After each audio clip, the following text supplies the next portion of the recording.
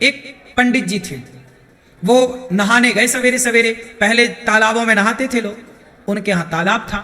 तभी वहीं पर तालाब में एक धोबी था, कपड़े धुल रहा था। राजा का धोबी है, तो राजा का धोबी तो थोड़ा रहेगा ना घमंड, भाई मैं राजा का, प्रधानमंत्री का ड्राइवर प्रधानमंत्री से ज्यादा घमंड में रहता है। मैं प्रधानमंत्री का ड्राइवर हूं भाई। गुरु तो गुड़ चेला शक्कर हो गया। हाँ, गुरु तो गुड़ रहा, चेला शक्कर हो गया। ऐसे ही है। धोबी भाई साहब धुल रहे थे कपड़ा, पंडित जी आए। पंडित जी बड़े भक्त थे, भगवान के उपासक थे।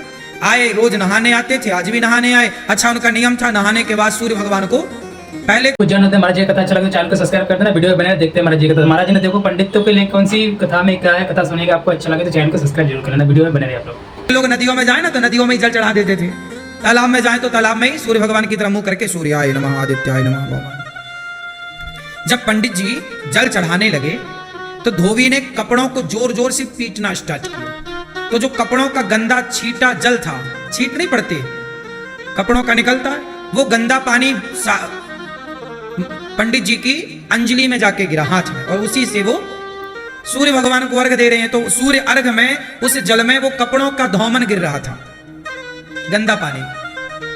जबकि धोबी को चाहिए ये था कि जब कोई जल चढ़ा रहा है तो जरा 1 मिनट के लिए भैया रोक लो कि जल पूरा हो जाए। पंडित जी तो जल चढ़ाते रहे, पंडित जी भी ना रुके, वो अपना जल चढ़ाते रहे। सूर्याय नमः आदित्य, पानी गंदा पड़ता रहा। ये दृश्य भगवान ने देखा। भगवान नारायण लेटे लेटे देख रहे हैं, अरे बड़ा गलत कर रहा। सुदर्शन को आदेश दिया, सुदर्शन जाओ जाओ धोबी का सिर काट के लाओ। सुदर्शन चले धोबी का सिर काटने। जब तक सुदर्शन भगवान पहुंचे तब तक पंडित जी की पूजा हो गई पूरी। और जो पूजा पूरी हुई, पंडित जी ने बोला क्यों रे नालायक, मैं पूजा कर रहा था, तुझे दिखाई नहीं पड़ रहा? 2 मिनट रुक नहीं सकता, गंदा पानी डाल रहा। अब पंडित जी जो लड़ाई शुरू की है। धोबी बोला मैं कम हूं क्या, मैं क्यों काम रोकूं? तुम दूर नहीं जा सकते उस वाले घाट में, तुम्हें भी यहीं आना था। अब सुदर्शन भगवान को आदेश क्या मिला था, भगवान ने क्या बोला, सुदर्शन से जाओ धोबी का सिर काट के आओ। अब सुदर्शन जी आए तो वहां तो लड़ाई चल रही थी पंडित जी में और धोबी में। सुदर्शन घबराए कि भगवान ने कहा है कि धोबी का सिर काटना है, इन दोनों में धोबी कौन है ये कंफर्म नहीं हो रहा। सुदर्शन वापस चले गए। भगवान ने पूछा हो गया सिर काटने का काम? अरे प्रभु ये तो बताओ कि उन दोनों में धोबी कौन है? धोबी तुम्हें नहीं पता? अरे बोले दोनों वो लड़ रहे थे। अब दोनों जब लड़ रहे, दोनों का स्वभाव एक सा है तो कैसे पहचाना जाए? आप भी तो धोबी की तरह हो गए। यदि धोबी गलत था तो पंडित जी आप भी तो उससे लड़के उसकी तरह हो गए। अब उसमें और आप में अंतर क्या रहा? तो सुदर्शन भगवान बोले वहां तो 2 धोबी हैं, किसे काटना है बताओ? सुदर्शन भगवान से भगवान ने कहा तुम वापस आओ, किसी को मत काटो। क्या मतलब हुआ इसका, क्या सीखा आपने इस कथा से? जब जवाब आप स्वयं देते हैं तो भगवान चुप हो जाते हैं कि जवाब तो आपने दे दिया। पंडित जी ने जवाब ना दिया होता उस धोबी को तो भगवान जवाब देते कि नहीं?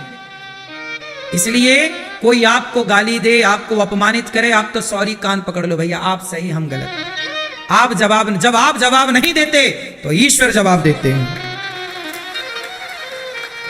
और आप जवाब दे देते हैं तो भगवान ठंडे पड़ जाते, भैया तुम ही निपटो सुलझो, फिर हमें काहे, तुम कर लो।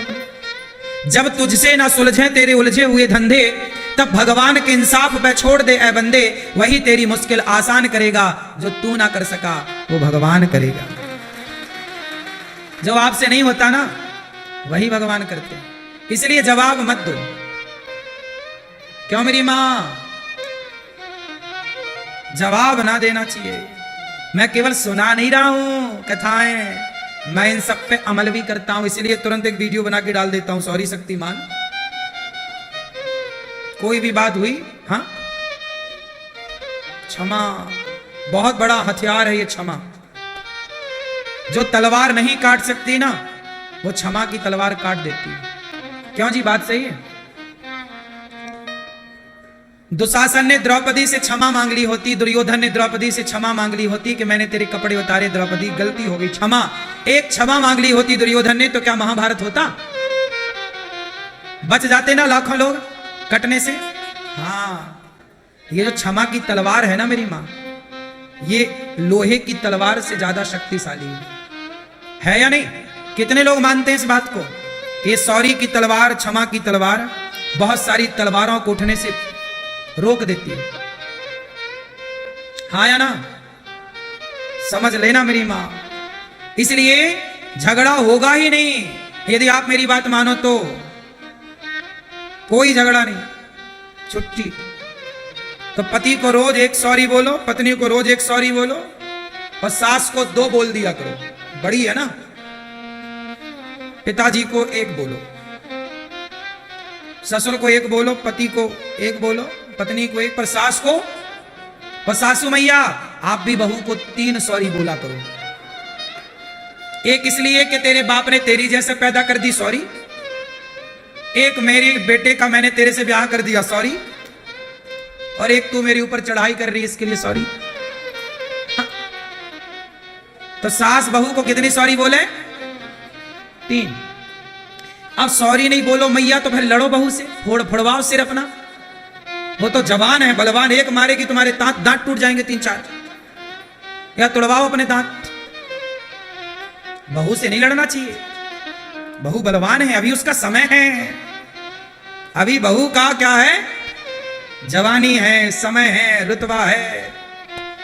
जब ये खुद बूढ़ी होगी तब अक्कल आएगी इसे। जवानी अंधी होती है, मैंने सुना है। ये बात सही है कि गलत है? क्या होती है जवानी? क्या होती है? क्यों भैया, जवानी क्या होती है? हाँ, इसलिए अंधी जवानी में उन्हें दिखता ही नहीं कि माँ भगवान होती है, पिता भगवान होता है। काश वो आंखों की पट्टी हटती तो माता पिता में भगवान नजर आते, फिर भला कोई जवान बच्चा, बहू या बेटा अपने बूढ़े माँ बाप का सम्मान क्यों ना करता, अपमान क्यों करता? अंधा है इसलिए तो बाप में भगवान नजर नहीं आया। जवानी है ना साहब, खून गर्म है, अंधी है। इसलिए सास को कहती है गुड़िया ज्यादा बोल मत, क्योंकि ये बहू नहीं बोल रही है, ये उसका समय बोल रहा है।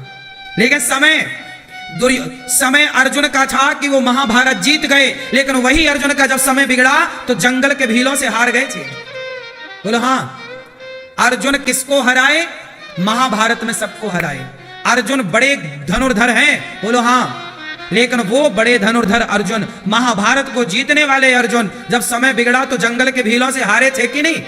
जब द्वारिका से भगवान कृष्ण की पत्नियों को लेकर आ रहे थे तो रास्ते में जंगल के भील मिल गए और युद्ध हुआ, हार गए, टिक ना पाए अर्जुन, भागना पड़ा, छीन ली भगवान की पत्नियों को।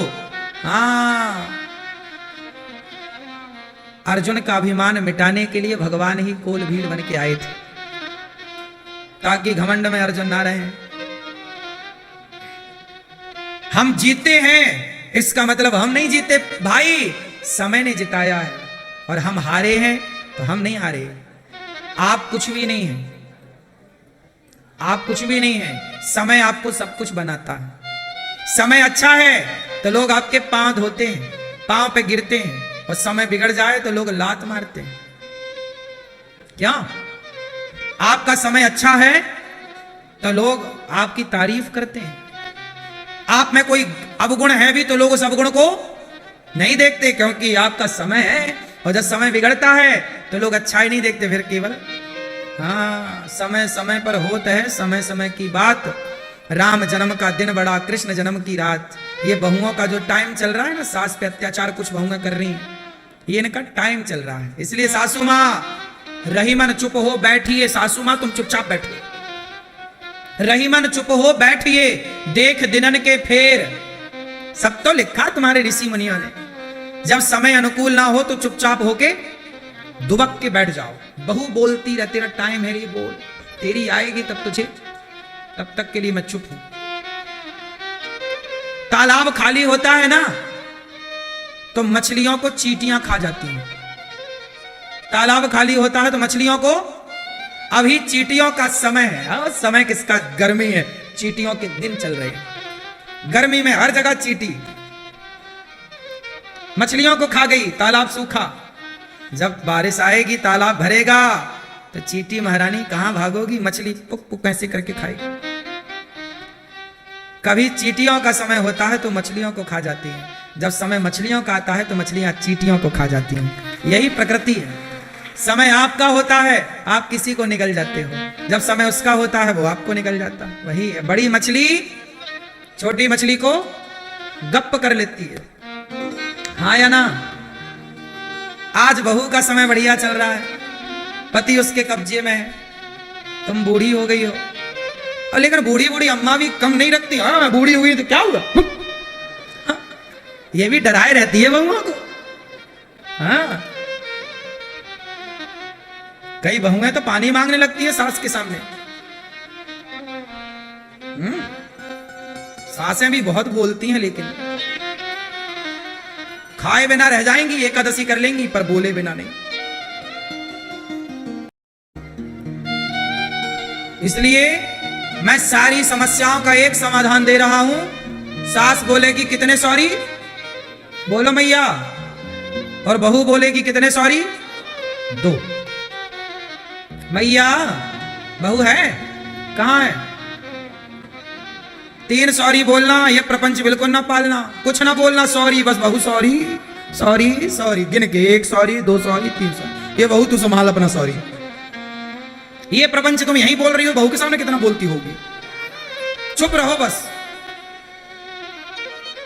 कुछ भी ना बोलो। कुछ भी ना बोलने के बड़े फायदे हैं।